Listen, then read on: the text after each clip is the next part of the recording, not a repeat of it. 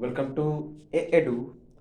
और ए एडू के हमारे इस यूट्यूब चैनल में आप सभी का स्वागत है। देखिए, पिछले वीडियो में कुछ इश्यू के कारण हम लोगों ने कुछ चीज़ें छोड़ दी थी, जो आज हम लोग उसे पूरा कर लेते हैं। और आप लोग को पता होगा कि हम लोग अलाउद्दीन खिलजी के बारे में पढ़ रहे थे। मध्यकालीन भारत के इतिहास से में आगे बढ़ते हुए हम लोग अलाउद्दीन खिलजी तक पहुंचे थे, और अलाउद्दीन खिलजी के बारे में हमने बहुत सारे चर्चाएं भी कर ली थी। और अलाउद्दीन खिलजी का शासनकाल सबसे बड़ा दिल्ली सल्तनत का शासनकाल था, और उसके बाद 300 सालों तक भी ऐसा कोई बड़ा साम्राज्य नहीं रहा। हमने उसके साम्राज्य विस्तार को देखा, उसके उसके कार्यों को देखा, उसके कुछ परिचय के बारे में देखा, और आज हम लोग उसके कुछ आर्थिक सुधार और सबसे महत्वपूर्ण बाजार नियंत्रण प्रणाली, सैन्य सुधार के बारे में हमने तो देख ही लिया है। और कुछ स्थापत्य कला की चर्चा करेंगे, और एक दो वीडियो और लगेगा, मैक्सिमम 2 वीडियो, और उसके बाद ये अलाउद्दीन खिलजी समाप्त हो जाएगा। क्योंकि हमने पहले ही कहा था कि ये सबसे बड़ा साम्राज्य है और दिल्ली सल्तनत का सबसे महत्वपूर्ण शासक है, तो इसके लिए थोड़ा सा ज़्यादा वीडियो इसमें हो जाएंगे। तो चलिए हम लोग शुरू करते हैं अलाउद्दीन खिलजी को आगे बढ़ाते हुए।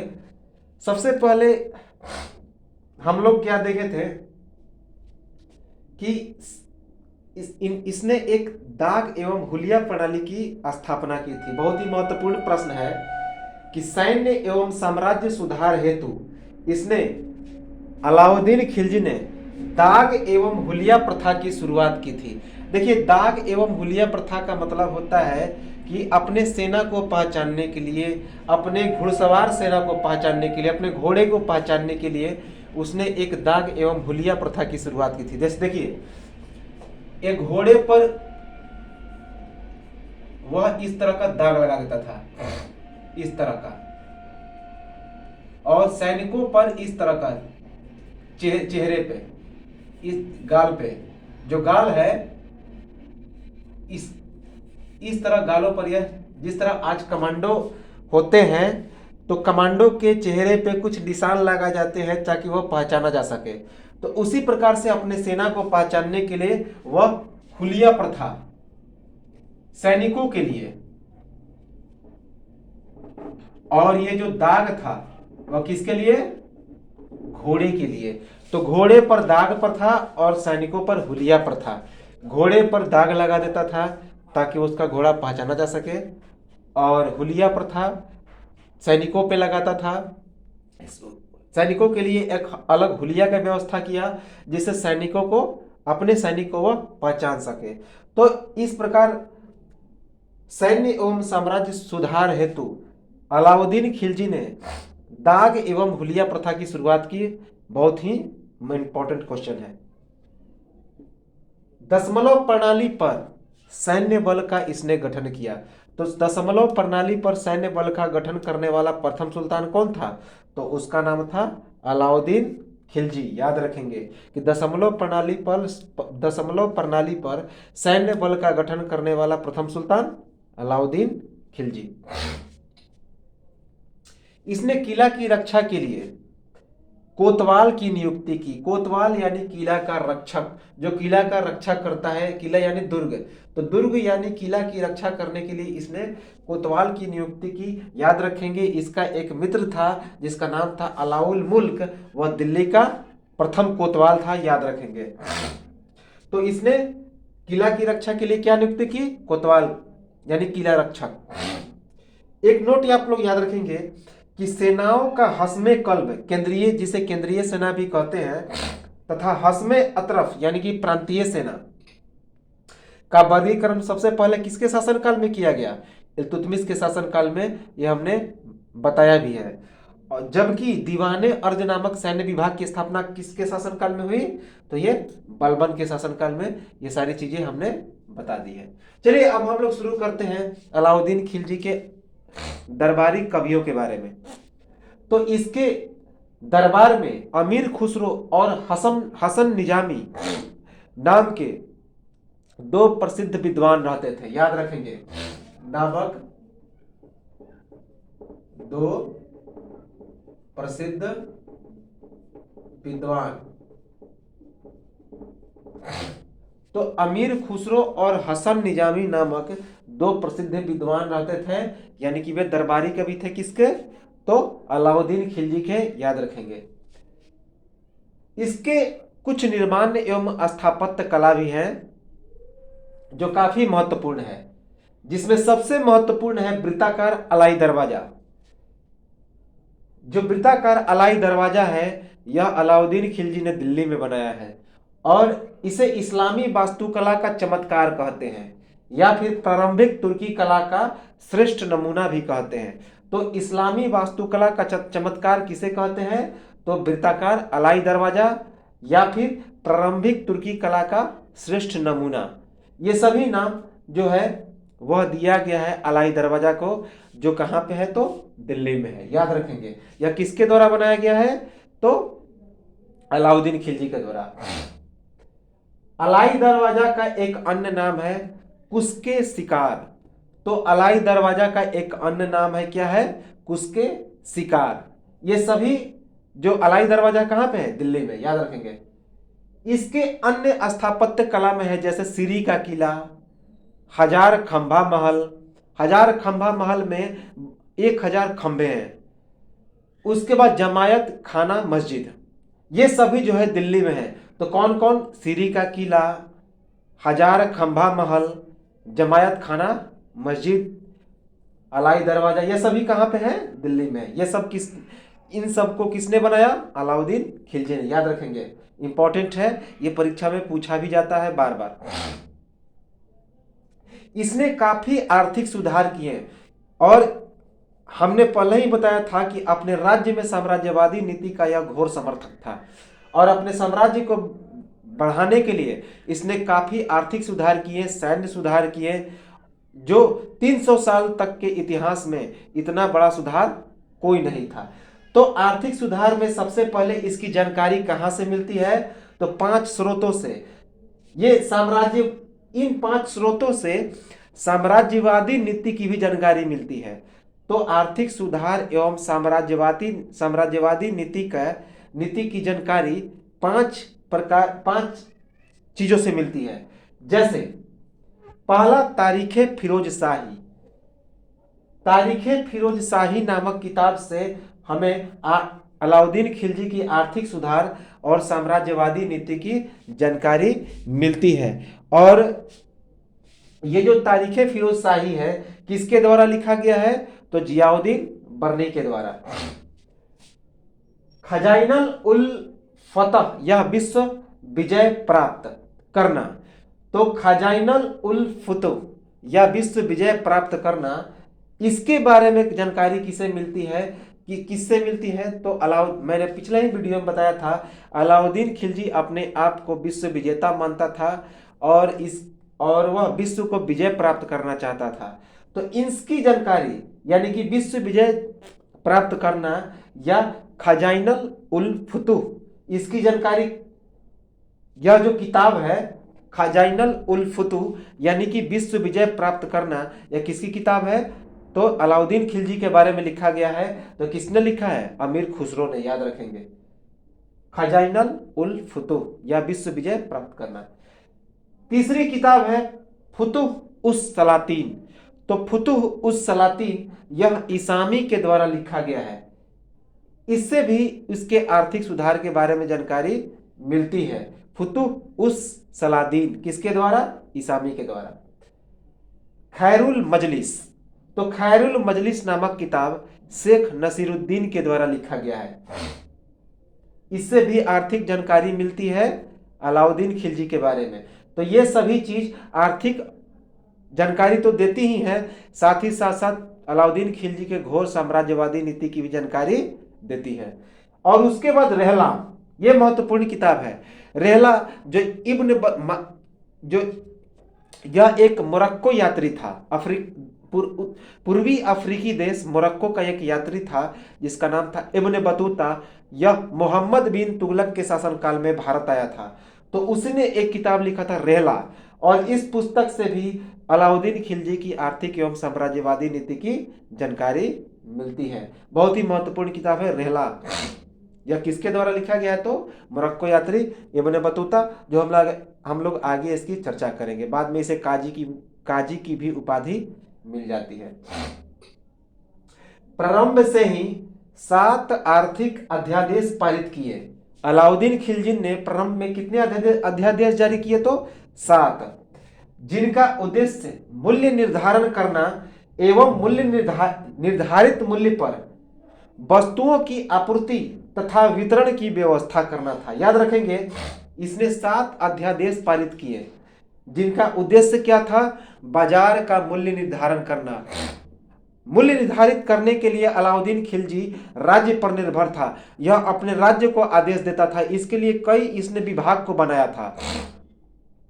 तो इसके लिए इसने 7 अध्यादेश जारी किए थे, जिनका उद्देश्य क्या था? मूल्य निर्धारित करना एवं निर्धारित मूल्य पर वस्तुओं की आपूर्ति तथा वितरण की व्यवस्था करना। और यही एक ऐसा शासक था जिसने बाजार मूल्य नियंत्रण प्रणाली की सबसे पहले व्यवस्था की और सुदृढ़ व्यवस्था की।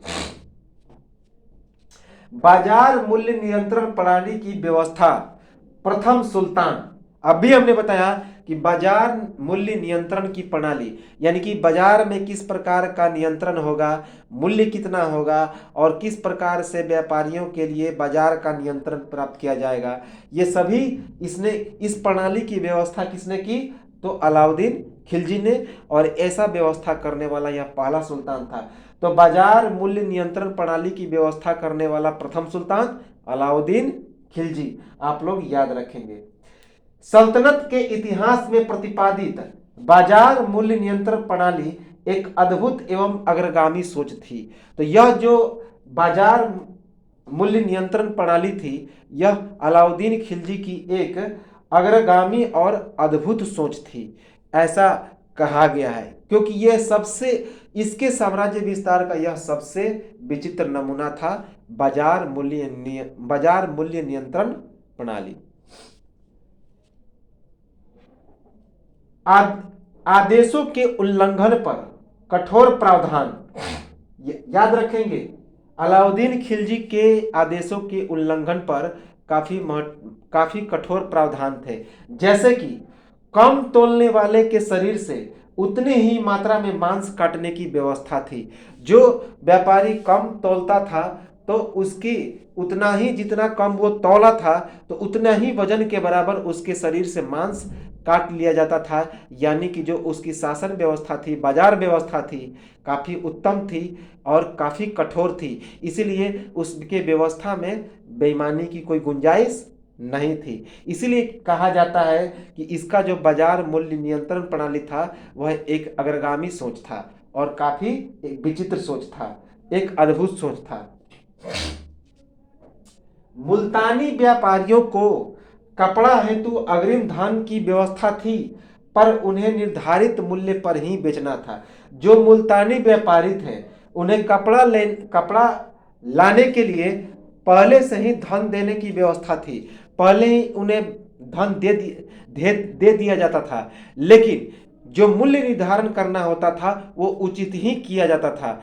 उचित से ज़्यादा और उचित से कम मूल्य का निर्धारण करने वालों पर दंड दिया जाता था। यानी कि उन्हें निर्धारित मूल्य पर ही बेचना था।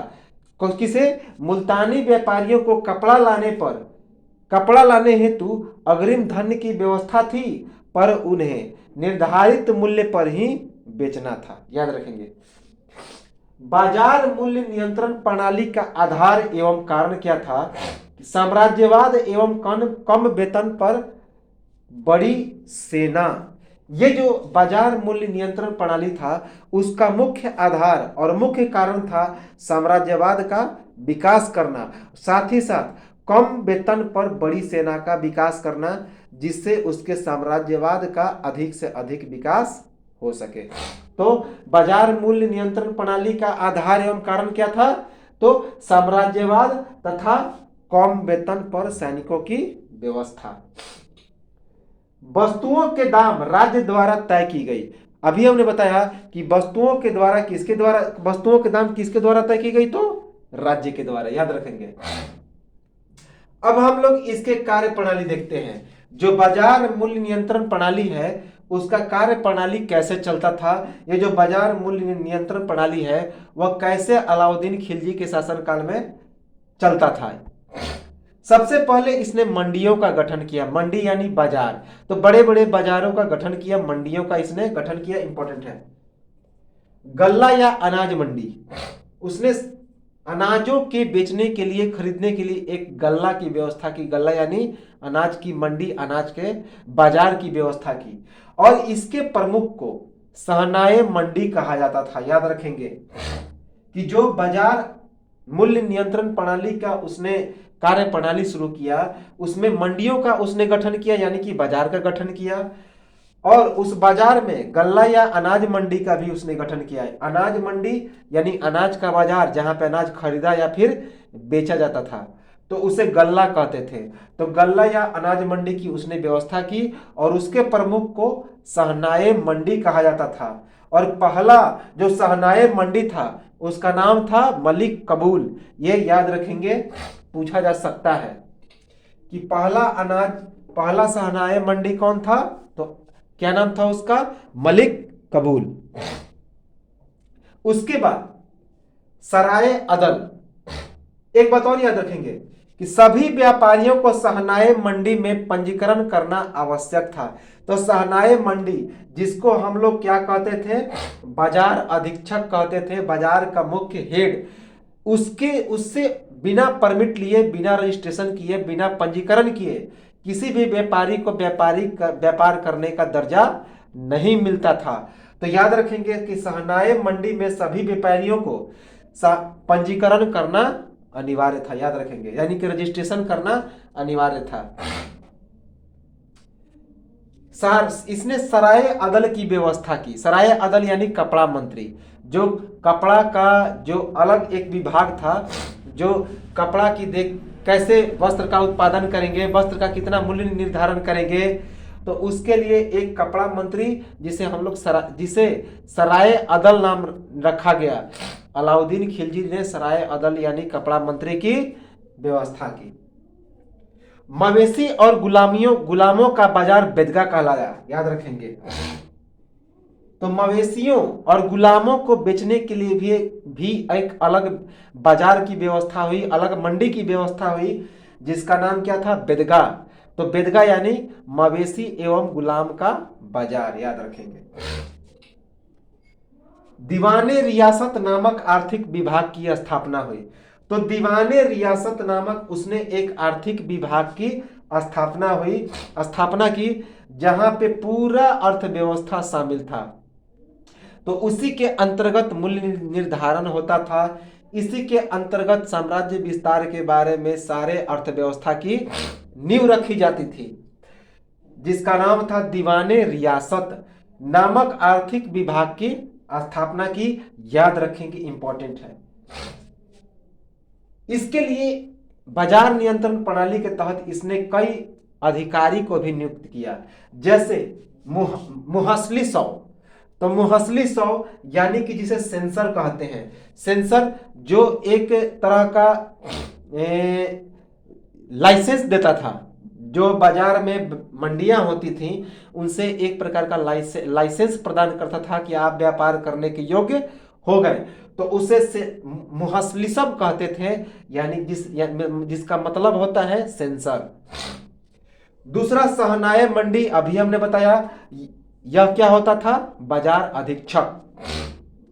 बरीद या मुनहियन, बरीद के बारे में हमने बताया था कि बरीद यानी कि जो प्रमुख गुप्तचर होता था, यानी कि जो उसके गुप्तचर होते थे उसे बरीद या मुनहियन कहते थे।